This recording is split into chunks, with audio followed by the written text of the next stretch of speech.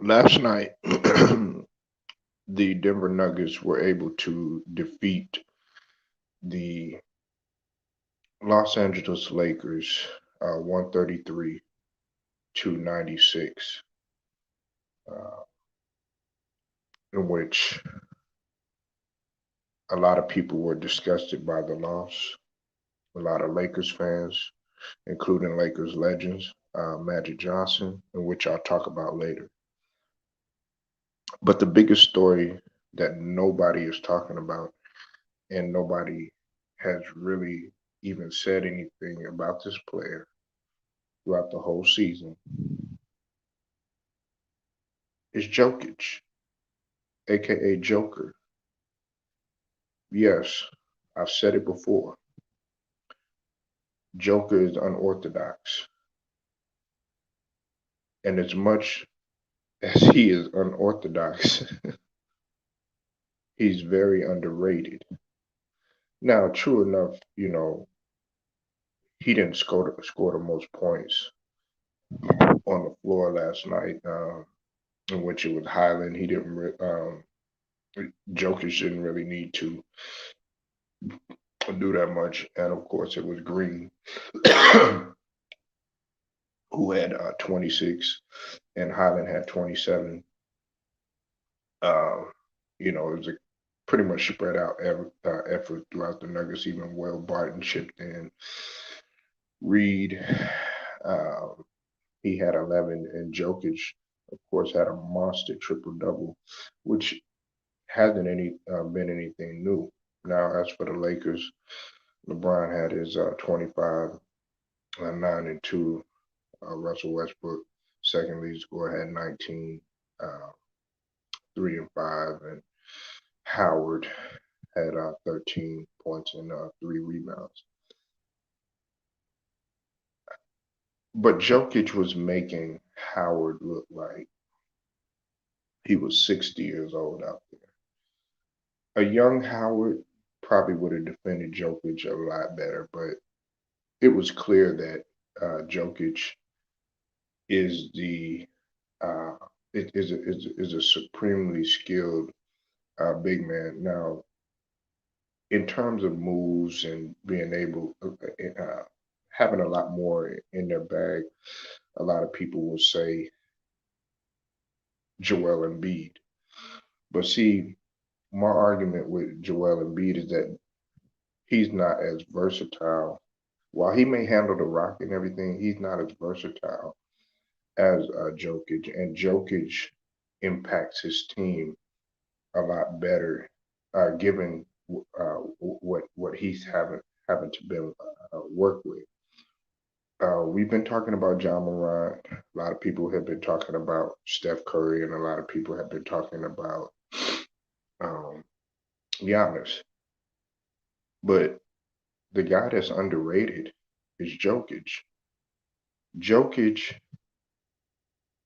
is averaging 25.3 points a game, shooting 56.7 overall, and on top of that is grabbing a monster 13.9 uh, rebounds, and he's averaging 7.2 assists for the season. And the Nuggets are short-handed, but nobody is talking about this. Listen, this guy only has had maybe a handful of games in which he's averaged under 10 rebounds. This guy even had two 22 rebound 2 games in which he was over 20 rebounds. That was against Utah, which he was 21 rebounds, also had 26 points, and against the Clippers, he had 26 points as well as 22 rebounds. So y'all are looking at scoring. You're looking at the guys like Steph Curry. You're looking at these guys that are shooting 3 pointers. You're looking at these guys that are just all about scoring and everything. But Jokic is doing the work all over the floor. Okay, is his game pretty? It might not be to a lot of people. See, I've explained this before. A lot of Europeans don't have a pretty game, but what makes it pretty is them being able to do it so unorthodox. Like I think about Tony Parker and Ginobili, right? Tony Parker does not get a lot of credit for something that he brought to the game. And this is just an example. Tony Parker brought the runner, to the game when, the teardrop, when people would look at that and be like, what is this guy doing? Like most of the time when you're taught to go straight in for the layup and lay it, get as close to the square as possible and everything, or a teardrop is usually reserved for a lot of big men. Tony Parker was doing it amongst trees, or he would do it stopping on a dime sometimes in transition doing a runner, and it worked for him. And guess who started using it? There were a lot of players that were starting to use the floater and the teardrop. That's just one example. Another example, another example is Manu Ginobili. We don't need to talk about the Euro step. Manu Ginobili brought the Euro step, had everybody using it, and people are still starting to use it to this day, and they're putting their own twist to it. Because of the change and the modern and the game being modernized and everything. But Ginobili gets no credit, and yet Ginobili is an international player and was unorthodox in the way that he played. But when it came down to it, his points were impactful and his moves also were impactful too. Dirk Nowitzki, don't need to mention that.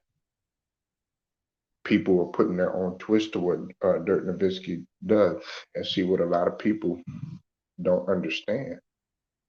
A lot of people don't understand is that Dirk Nowitzki used to get separation from a lot of players. With some of the moves. He would have problems getting separation at times, but then there would be some time he figured out a way.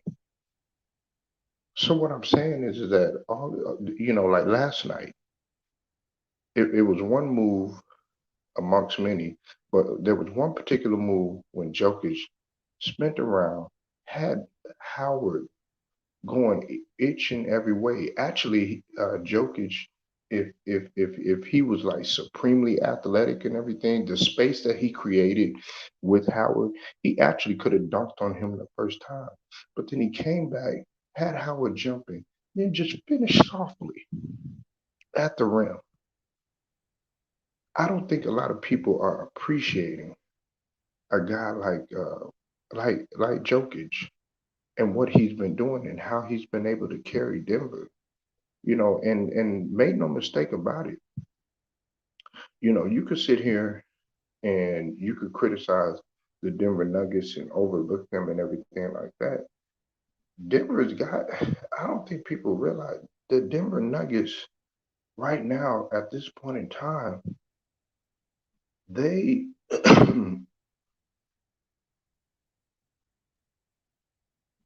they they are ahead of the Lakers, and while they have all these, I'm trying to figure out how I'm gonna put this. While they have these missing parts, because you say what you want, Michael Porter Jr. is a big factor of that team. They're still six in the West. They're still six in the West. And the thing about it is, people expected Denver to just go all the way down, but Jokic is still being able to maintain his team in at least playoff contention. Now, you take Jokic away from that team, I can guarantee you, I guarantee you, Denver would plummet. They would plummet because this guy's value is so underrated. Now we've talked about those MVPs that I mentioned, like the John Morant. like the Steph Curry, like the Giannis.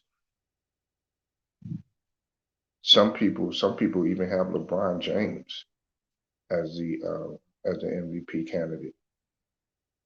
Because LeBron James right now he's second in All-Star voting next to Steph Curry, and Steph Curry is still uh, leading right now. But Jokic, he's a slept-on MVP right now candidate, and it's just as much of a value as John Morant. And I don't want to sound hypocritical because John Morant does bring value to that team, but John Morant's team, in my opinion, is much better the Memphis Grizzlies when we in comparison to the Denver Nuggets.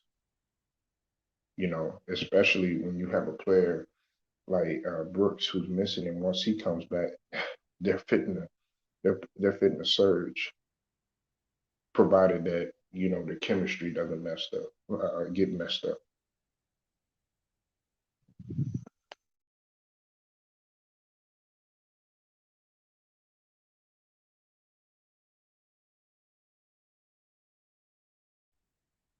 We're not taking anything in consideration when we talk about a guy like Jokic, you know. And I know some people want to see fancy all the time. The game doesn't work out like that all the time. Sometimes a lot of times, like when you win games, sometimes you gotta win ugly. Winning pretty doesn't happen all the time. And my thing is this: when you're able to get the W, and the way that they blew them out, I mean, the way that they blew the Lakers out was just crazy. You would think that, coming into the game would be close, being that Denver is shorthanded, but that wasn't the case. And Jokic showed that he could put his magic on the game without having to score a whole bunch of points. That's the thing that I was saying about Luka, and this is my last point. And I've always compared these two. The reason why Jokic was hands down the MVP, and some people were against it, is because his value to the team is much better than like a guy like Luka. Luka is just adding just some scoring. You know what I'm saying? That's not as impactful, maybe with a couple possessions or whatever. But when you take Jokic, not only is his scoring impactful, his rebounds are impactful, his assist and playmaking is impactful, and even Jokic doesn't get a credit for his defense. He could play defense too as well. Nobody's looking at the defense that he plays too. Jokic does play both ends of the floor, and that's what clearly separates him from a guy like Luka and from some of these other players, and a guy like Steph Curry. You know, and see, the brother ticket does bring up a good point in reference to Steph Curry. Now, I do believe that Steph Curry has improved defensively. I stand on that. I do believe that he's gotten better in the pick and roll situations, especially, and on top of that, being able to cover his man one on one. Okay, that's not to say that he's much of a lockdown defender such as Clay or being a linebacker on a defense like a Draymond Green, but he's gotten better. However, that's what separates Jokic from a guy like Steph Curry because even though Jokic he might not have the shot going, he could maybe have like 10 points, but he can get you 22 rebounds and he can also get you like 10, 11, 12 assists. And on top of that, a couple of steals as well. And they're impactful. So that's why like you could put MVP for Jokic and see the thing about it is that their team is nowhere near as good as the Golden State Warriors. Like we all know that. Jokic being able to carry and put the team on his back and still be good for 6 and still be in the playoffs. You got to be able to look at that guy.